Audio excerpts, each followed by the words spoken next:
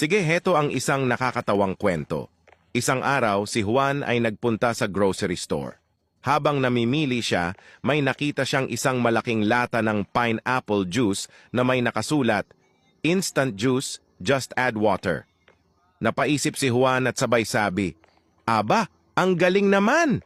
Kailangan lang pala ng tubig, juice na agad!" Sa kanyang pag-uwi, excited na excited si Juan. Binuksan niya ang lata at nilagay lahat ng laman sa isang malaking pitsel. Dinagdagan niya ng tubig at hinintay ang magic.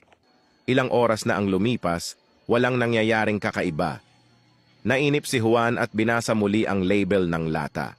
Napabuntong hininga siya at sabi, buti na lang di ko ininom ng walang tubig. Buti na lang talagang instant."